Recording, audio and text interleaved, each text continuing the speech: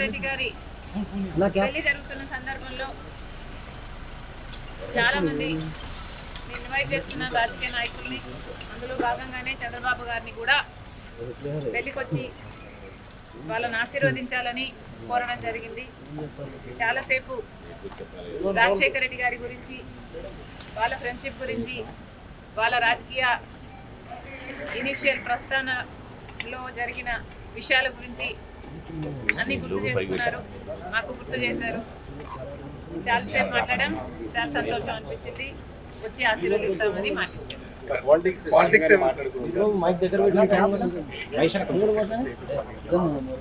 లేదమ్మా, actually mostly Rajasekhara Reddy గారి గురించే ఆయన ప్రస్తావించారు. ఇనిషియల్గా వాళ్ళు రాజకీయాలు మొదలు పెట్టినప్పుడు వాళ్ళిద్దరూ కలిసి ప్రయాణం చేశారు. పొద్దున్న నుంచి సాయంత్రం వరకు వాళ్ళు కలిసే ఉన్నారు, జీప్లలో కలిసి తిరిగారు. ఇలాంటివన్నీ ఢిల్లీకి వెళ్ళారు. అప్పుడు చీఫ్ మినిస్టర్కి వాళ్ళిద్దరు కలిసి చేసిన ప్రయత్నాలు అయితేనేమి ఇలాంటివన్నీ చెప్పుకుంటూ వచ్చారు. మేడం, కాంగ్రెస్ పార్టీలో మీ పాత్ర ఎలా ఉండబోతుంది? మీకు ఎటువంటి పదవి మీరు అనుకుంటున్నారు వస్తుందని చెప్పి వాళ్ళు కాంగ్రెస్ పార్టీ ఏ పదవి ఇవ్వాలి, ఏ బాధ్యతలు ఇవ్వాలి అనేది కాంగ్రెస్ పార్టీ ప్రెరోగేటివ్. కాంగ్రెస్ పార్టీలో because it is the largest secular party చేరడం జరిగింది.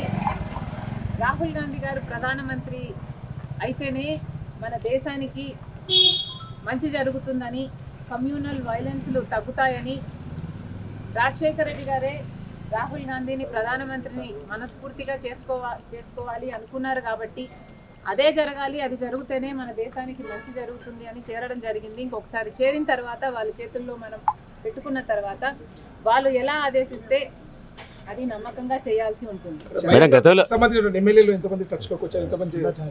ఈ అన్ని రాజకీయాలు ఎట్లా డెవలప్ అవుతాయి, నాకు ఏ బాధ్యతలు ఇస్తారు అన్న దాని మీద డిపెండ్ అయి ఉంటుంది. So we should all wait and see.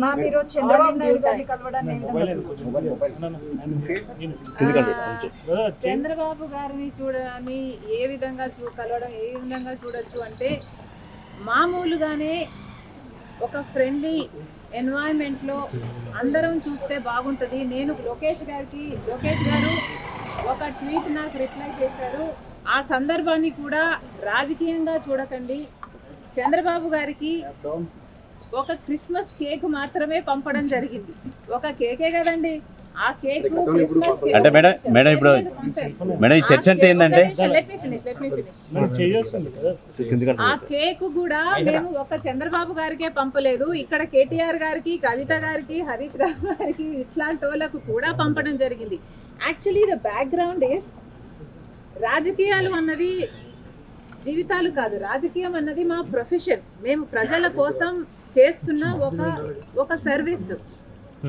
ఆ క్రమంలో మేమందరము ఒకరిని ఒకరు మాటలు అనుకుంటుంటాం. మేము రాజకీయ ప్రత్యర్థులం కాబట్టి అనుకోవాల్సి వస్తుంది, అనాల్సి వస్తుంది. అలాంటి బిటర్ని ఒక పండగ వస్తేనో ఏదైనా పెళ్ళి వస్తేనో వాళ్ళకు ఒక కేక్ పంపిస్తే ఆన్ అ ఫ్రెండ్లీ నోట్, పర్సనల్గా బిటర్నెస్ ఉండకూడదు, అందరం ఫ్రెండ్లీగా ప్రజల కోసం పనిచేయాలి అన్నది కాన్సెప్ట్. ఇప్పుడు కూడా చంద్రబాబు గారిని పెళ్లికి మాత్రమే పిలవడానికి వచ్చాము. ఇది పొలిటికల్ కానే కాదు. చంద్రబాబు గారు ఒక తెలుగుదేశం పార్టీకి నాయకుడు, నేను కాంగ్రెస్ పార్టీలో ఒక కార్యకర్తను. మాకు రాజకీయంగా ఏ లావాదేవీలు ఉండదో, ఉండకూడదో, ఉండబోవు కూడా. రాజశేఖర రెడ్డి గారు కూడా తన సొంత పిల్లల పెళ్లిళ్ళకు కూడా చంద్రబాబు గారిని ఇన్వైట్ చేయడం జరిగింది. చంద్రబాబు గారు కూడా రావటం జరిగింది, మమ్మల్ని ఆశీర్వదించడం జరిగింది. ఇదేమీ వింత కాదు, విచిత్రం కాదు. సో దీన్ని ఒక ఫ్రెండ్లీ ఎన్వైరన్మెంట్తో చూస్తే అందరికీ కాంగ్రెస్ పార్టీలో మనం పెట్టుకున్న తర్వాత కాంగ్రెస్ పార్టీ ఏ బాధ్యతలు అప్పగించినా ఆ బాధ్యతలు నేను నమ్మకంగా చేస్తానని ఆ రోజు చెప్పాను, ఈ రోజు చెప్పాను. మేడం, ఫ్రెండ్లీ రాజకీయాలు మేడం మీరు ఫ్రెండ్లీ రాజకీయాలు కోరుతున్నారు. ఇప్పుడు అంతా ఫ్రెండ్లీ రాజకీయం ఉందా మేడం? ఒకవైపు మీ సోదరుడితో చంద్రబాబు నాయుడుకి వైరం ఉంది, మీరేమో రాజకీయాలు అలా ఉండకూడదు అంటున్నారు. ఎట్లా మేడం? Not condoning anything. ఇలా ఉన్నాయి రాజకీయాలు అని నేను మీకు చెప్పనవసరం లేదు, మీ అందరు కూడా చూస్తున్నారు. కానీ ఫ్రెండ్లీగా ఉండాలి. మనం అందరము కూడా ప్రజల కోసం ఉన్నాం. ఏ వేదిక అన్నది ప్రజలకు తెలుసు. ఏ ప్లాట్ఫామ్ని మనం ఎంచుకున్నా, ఏ పార్టీని మనం ఎంచుకున్నా ఉన్నది మాత్రం ప్రజల కోసం.